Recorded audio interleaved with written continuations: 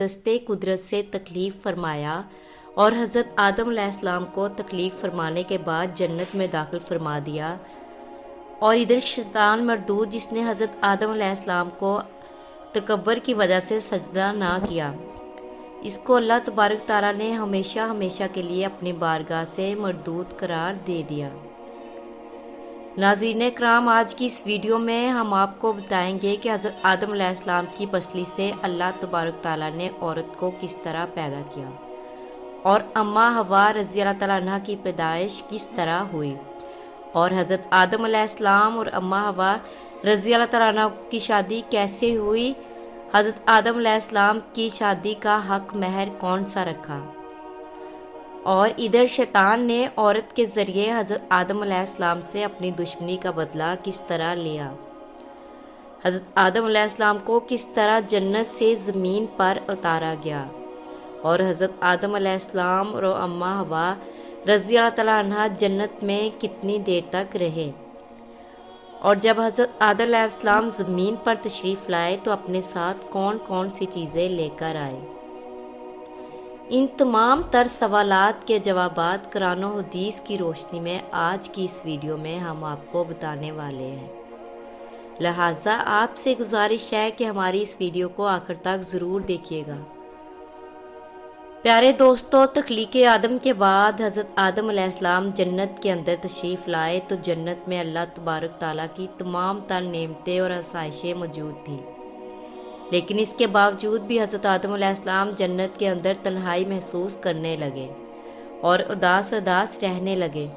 तो अल्लाह तबारक ताला ने हज़रत आदम अलैहिस्सलाम की उदासी और तन्हाई को दूर करने के लिए हज़रत अम्मा हवा रज़ी अल्लाह तआला अन्हा को पैदा किया। हज़रत इब्ने अब्बास रज़ी अल्लाह तआला अन्हा रवायत करते हैं कि हज़रत आदम अलैहिस्सलाम एक दिन जन्नत में सो रहे थे कि अल्लाह तबारक ताला ने उनकी छोटी पसली से हज़रत हवा रज़ी अल्लाह तआला अन्हा को पैदा फरमा दिया। जब हज़रत आदम अलैहिस्सलाम नींद से बेदार हुए तो हज़रत आदम अलैहिस्सलाम ने अपने पास एक औरत को पाया जो कि उनसे मिलती जुलती मखलूक थी। रवायत में आता है कि जब हज़रत आदम अलैहिस्सलाम ने अपनी जैसी खूबसूरत मखलूक को अपने पास लेटा हुआ देखा तो उनकी तरफ अपना हाथ मुबारक बढ़ाने का इरादा फरमाया। तो इस वक्त फरिश्तों ने अर्ज़ किया कि ठहर जाइए, पहले आप उनका हक महर अदा करें। तो हज़रत आदम अलैहिस्सलाम ने फरिश्तों से पूछा कि इनका हक महर क्या है। तो फरिश्तों ने अर्ज़ किया कि इनका हक महर ये है कि आप हमारे आका व मौला हज़रत मोहम्मद मुस्तफ़ा सल्लल्लाहु अलैहि वसल्लम पर 10 मरतबा दुरूद पाक पढ़ें। चुनांचे हज़रत आदम अलैहिस्सलाम जब जन्नत में दाखिल हुए तो आपने पहले ही जन्नत के मुख्तलिफ मकामात पर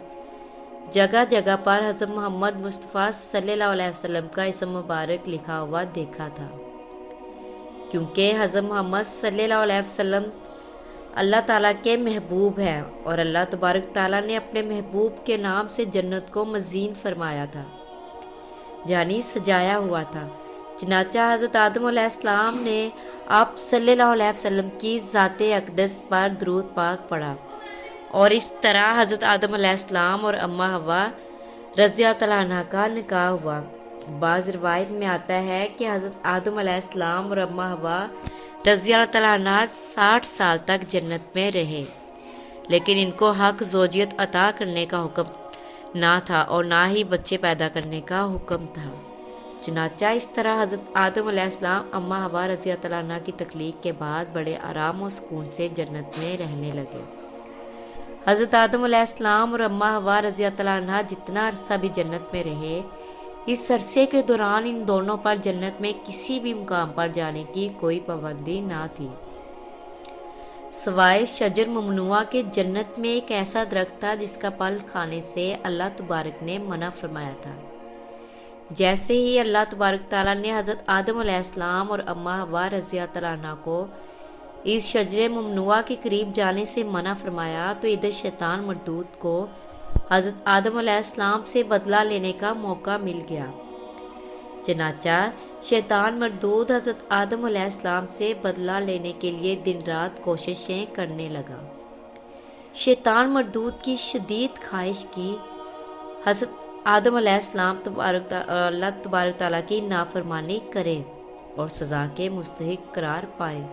پھر شیطان مردود نے ان دونوں کے دلوں میں وسوسے ڈالنا شروع کر دیے تاکہ ان دونوں کی شرمگاہیں جو ایک دوسرے سے پوشیدہ تھی وہ بے پردہ ہو جائیں۔ بعد روایت میں آتا ہے کہ حضرت آدم علیہ السلام اور اماں حوا رضی اللہ عنہا کا لباس جنتی لباس تھا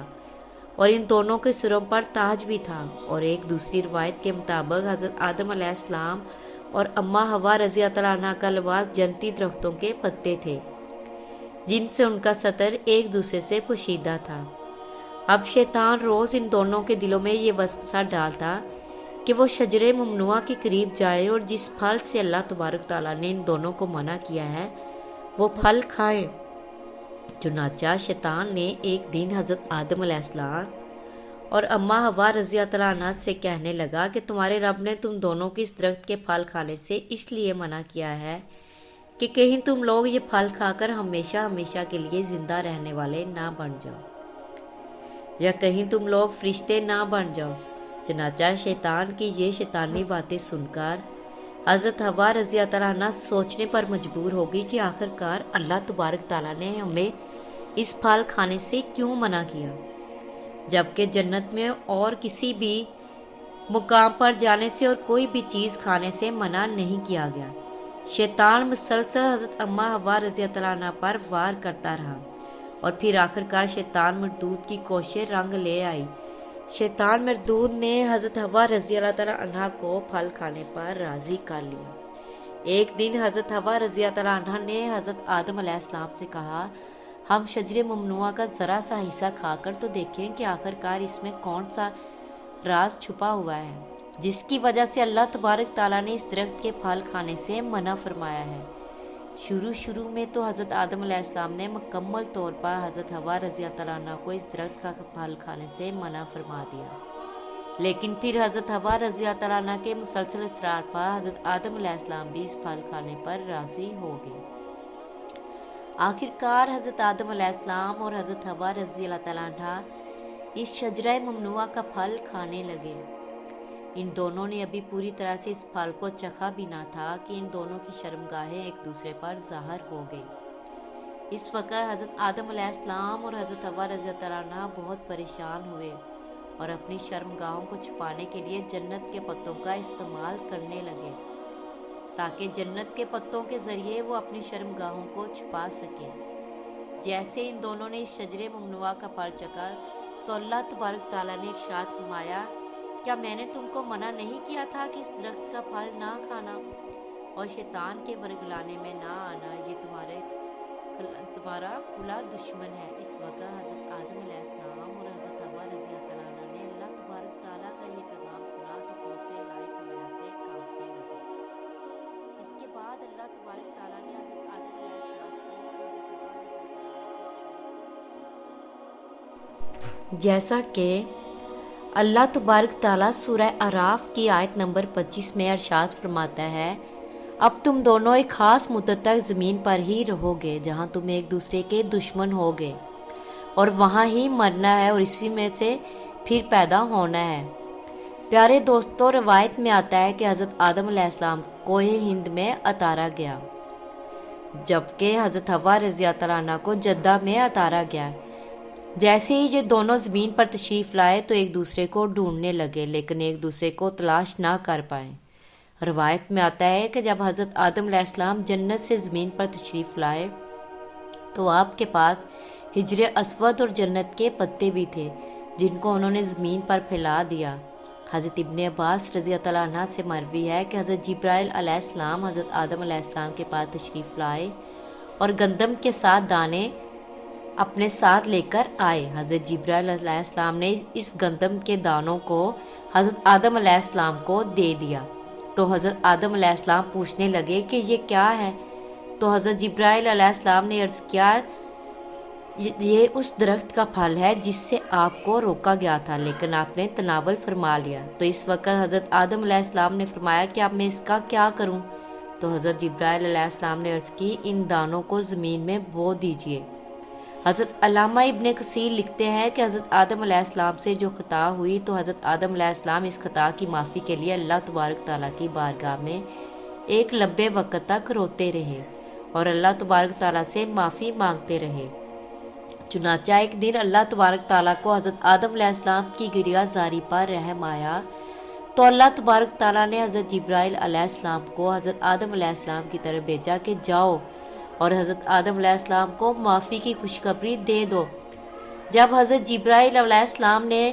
حضرت آدم علیہ السلام کو اللہ تبارک تعالیٰ کا یہ پیغام پہنچایا کہ اللہ تبارک تعالیٰ نے آپ کی خطا کو معاف فرما دیا ہے، تو حضرت آدم علیہ السلام بہت زیادہ خوش ہوئے اور اللہ تبارک تعالیٰ کی بارگاہ میں سجدہ شکر ادا کرنے لگے۔ پھر اس کے بعد حضرت آدم علیہ السلام کو لے کر حضرت جبرائیل علیہ السلام مکہ مکرمہ میں آئے، جہاں پر حضرت آدم علیہ السلام نے کعبہ شریف کی بنیاد رکھی اور حضرت اسود کو کعبہ کی دیوار میں نصب کیا، وہ حجر اسود جو اس وقت ان کے پاس موجود تھا۔ پھر اس کے بعد حضرت آدم علیہ السلام نے کعبہ کے ارد گرد طواف فرمایا۔ جب طواف سے فارغ ہوئے تو حضرت جبرائیل علیہ السلام حضرت آدم علیہ السلام کو جبل عرفات کی طرف لے گئے۔ وہاں پر آپ کی ملاقات حضرت حوا رضی اللہ تعالیٰ عنہا سے ہوئی، لیکن لمبے وقت کی جدائی کی وجہ سے اور جسمانی بناوٹ کی تبدیلی کی وجہ سے آپ ایک دوسرے کو پہچان نہ سکے۔ پھر حضرت جبرائیل علیہ السلام نے ان دونوں کا تعارف کروایا۔ اس وقت آپ دونوں بہت خوش ہوئے۔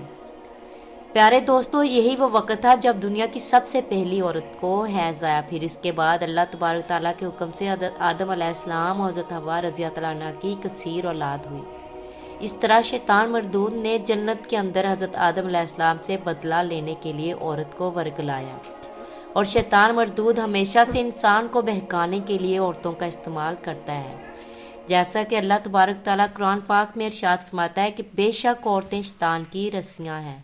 اللہ تبارک تعالیٰ سے دعا ہے کہ اللہ تبارک تعالیٰ شیطان مردود کے سر سے ہمیں بچائے اور ہمیشہ نیک لوگوں کے راستے پر چلنے کی توفیق عطا فرمائے، اور اپنے پیارے حبیب حضرت محمد مصطفیٰ صلی اللہ علیہ وسلم کی محبت کے اندر جینا مرنا نصیب فرمائے۔ آمین ثم آمین۔